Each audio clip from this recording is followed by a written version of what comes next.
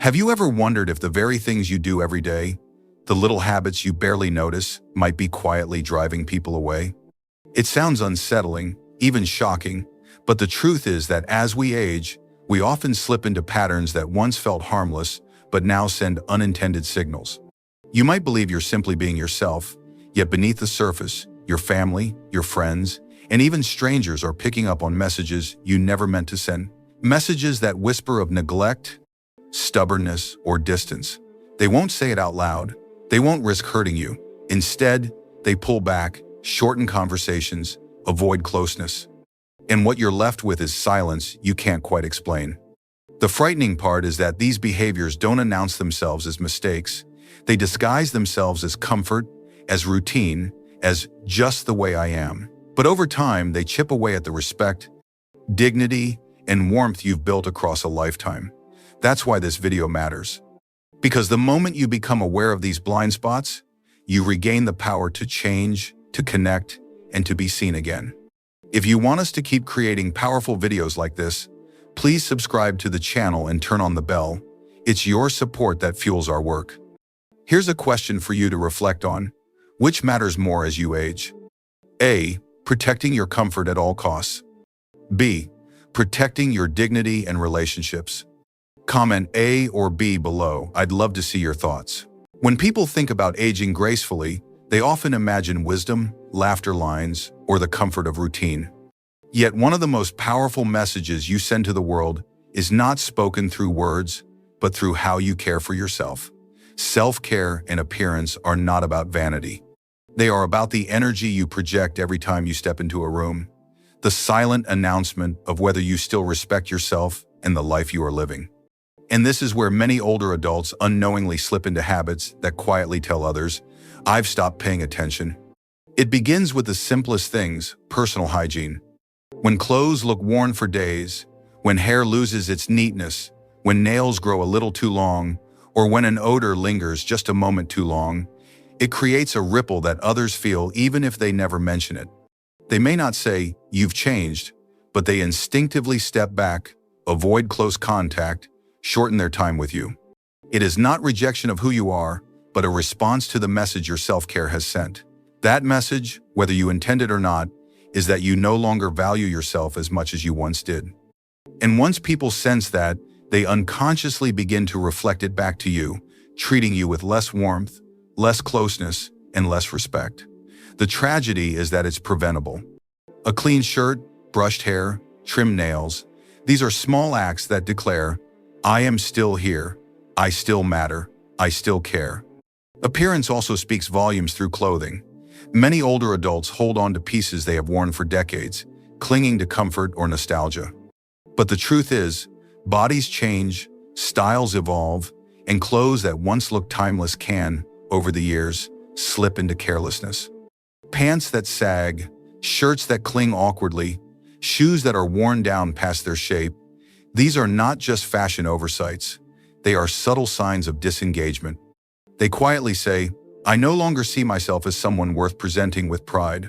The irony is that adjusting your wardrobe does not require you to chase trends or dress like someone half your age. It only requires acknowledging who you are now, honoring your present self instead of dressing for the person you used to be. A shirt that matches your current coloring, a pair of shoes that support your step, clothing that fits your frame today. These changes are not shallow. They are dignified. They show presence. They remind the world and yourself that you are still engaged in life. Even movement plays a role in this silent communication. As age slows the body, many grow less aware of how their steps, pauses, or choices in space affect those around them. Standing in the middle of an aisle, drifting without notice into someone's path, stopping suddenly in a busy walkway, these may seem like small, innocent actions, but they create friction. Others may sigh, step around you, or avoid shopping or walking with you altogether.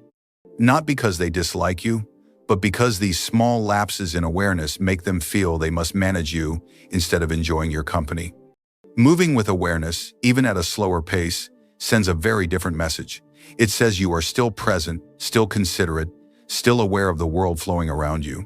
That kind of grace transforms how others experience your presence. The essence of self-care and appearance is not about impressing anyone. It is about respect for yourself and for the people you interact with. When you show the world that you value yourself enough to maintain dignity in hygiene, clothing, and movement, others respond instinctively. They feel admiration. They feel closer to you. They want to connect. It is never too late to adjust the way you show up. With each act of care, each thoughtful choice in how you present yourself, you reclaim not just dignity, but influence, because people lean toward those who carry themselves with quiet pride. Aging does not take that away from you. Neglect does. But the moment you choose awareness, you remind everyone, including yourself, that your presence still matters. Words are among the most powerful tools we carry into our later years. They can heal or they can wound. They can invite people closer or they can quietly push them away. Many older adults underestimate just how much their way of speaking influences the relationships around them. As years go by, the internal filter that once softened our words often fades. We tell ourselves we have earned the right to speak our minds, and there is truth in that. But there is also a fine line between speaking with honesty and speaking with harshness. And when that line is crossed too often, it leaves scars that may never be mentioned but are always felt. When conversations are filled with blunt comments about someone's appearance, choices, or lifestyle, the effect is rarely what was intended. The speaker may believe they are offering wisdom or humor, but to the listener, it can feel like criticism, rejection, or even humiliation. Over time, those small stings accumulate. People begin to avoid long conversations. Invitations grow fewer. Family members hold back from sharing their real struggles because they fear judgment instead of understanding. And yet, very few will tell you this directly. They simply step back, creating a quiet distance that leaves you wondering why closeness feels harder to maintain. Another habit that erodes connection is dominating conversations. The desire to share stories and experiences is natural, especially after a lifetime of lessons hard-earned. But when every conversation turns into a lecture, when interruptions become common and listening fades into waiting for your turn to speak, others feel unseen. Younger generations in particular long to be heard. They want guidance, but not at the expense of their own voices. If they sense that talking with you means being talked over, they begin to retreat. It is not that your stories or advice lack value. In fact, they may hold great wisdom.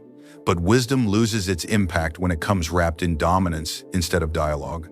The most powerful gift an older person can give is the gift of listening, of leaving space for others to express themselves fully. That kind of listening builds trust, and ironically, makes others seek your perspective more often, not less. Then there is the pattern of constant criticism of younger generations. It often begins as casual observation, a sigh at technology use, or a comment about different values. But repeated often enough, it begins to sound like bitterness. The younger listener hears not wisdom, but rejection, as though their entire world is being dismissed. They may smile politely or brush it off, but inside, a wall rises. Instead of feeling respected, they feel misunderstood. Instead of leaning in, they protect themselves by keeping parts of their lives hidden from you. The opportunity for genuine connection is lost, all because curiosity was replaced by criticism. Choosing instead to ask questions, to seek understanding rather than prove superiority, opens doors across generations. It builds bridges rather than barriers. Even humor, which can be such a powerful connector, can become a wedge when it fails to evolve with the times. Jokes that once drew laughter may now land as insensitive or outdated. Younger friends and family may not correct you, but their silence speaks volumes. The shift required here is not to abandon humor, but to refresh it. Laughing at yourself, finding joy in shared experiences, and avoiding humor that diminishes others can transform the atmosphere around you. Lightness, when rooted in kindness, never goes out of style. Underlying all of these habits is a single truth. Words carry more weight in later life than many realize. People listen differently when the words come from someone with decades of experience. That is a responsibility as much as it is a privilege. Every phrase you speak has the power to either affirm dignity or erode it, to either deepen connection or create distance. By choosing compassion over criticism, dialogue over dominance, curiosity over judgment, you ensure that your words become a legacy worth remembering. They will not only reflect the wisdom you have gained, but also the love you continue to give. And in the end, it is not just what you say that matters, but how you make people feel when you say it. As we age, our attitudes shape how others experience us just as much as our appearance or words. The way we respond to change, the way we ask for help, the way we speak about our struggles, and even how we move through public spaces all send signals. These signals can either strengthen respect and closeness or quietly create distance. One common blind spot is stubbornness.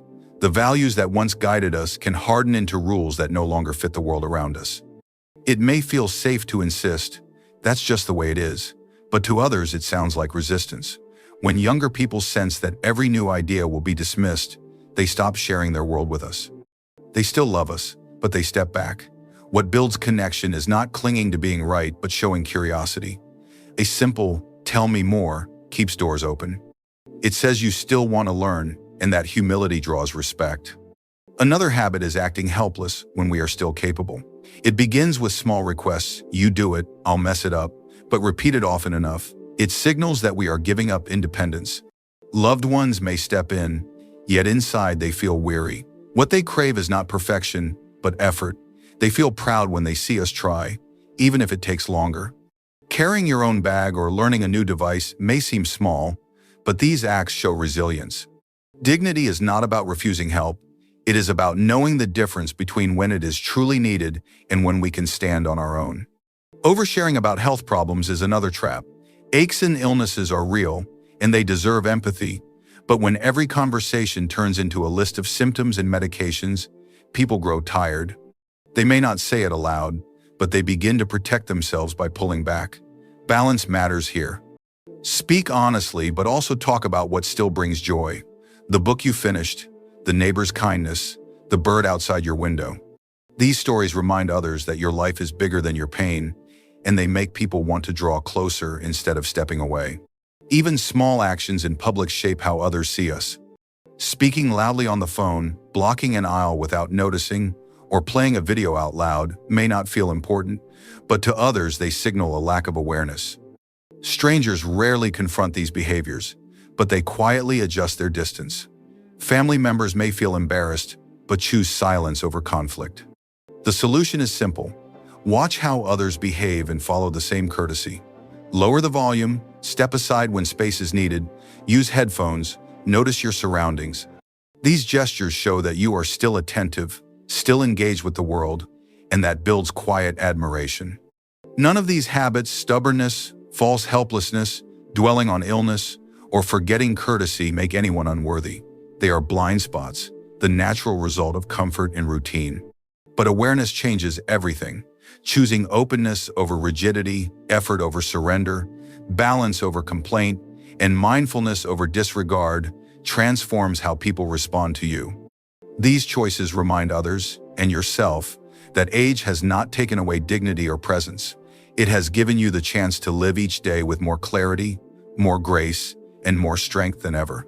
Aging well has little to do with how many birthdays we've celebrated, and everything to do with how we choose to carry ourselves into each new season of life. After reflecting on the habits that can slowly erode connection and dignity, what remains is the question of what it truly means to age with awareness and grace. This is not about avoiding mistakes or striving for perfection. It is about pausing long enough to recognize that small choices in how we think, speak, and behave ripple outward, shaping the way others experience us and, more importantly, how we experience ourselves. The first step is self-awareness. Blind spots lose their power once they are named. When you notice that certain habits have slipped into your life, whether it's resistance to change, leaning too much on others, or letting conversations revolve only around your struggles, you gain back control. The realization itself is an act of strength. It says, "I see what I've been doing, and I can choose differently." That choice, repeated day after day, becomes the foundation for aging with dignity. The second step is embracing growth, even late in life. Too often, people imagine that growth is something reserved for the young, that once you've reached a certain age, all that's left is to endure. But the truth is, growth never ends unless we decide it does. Every morning presents the chance to shift a habit, to soften a reaction, to extend kindness where there once was criticism, or to practice patience where there once was frustration. These are not small adjustments. They are demonstrations of a spirit that refuses to grow stagnant. People around you notice when you are still learning, still willing, still alive with curiosity. They lean in because they sense that you are not just aging, you are evolving. The third step is choosing connection over isolation. Habits that push people away can be replaced with gestures that invite closeness. Listening more than speaking, asking questions instead of making assumptions, offering encouragement instead of complaints. These choices build bridges. They remind others that you value their presence, that you are interested in their world, and that you see them not just as caregivers or companions, but as equals in the human journey. Connection is not something that happens by chance. It is created moment by moment in the way we show up for those around us. Finally, aging with grace requires perspective. It is tempting to focus only on what has been lost, the strength of youth, the ease of movement, the certainty of old routines.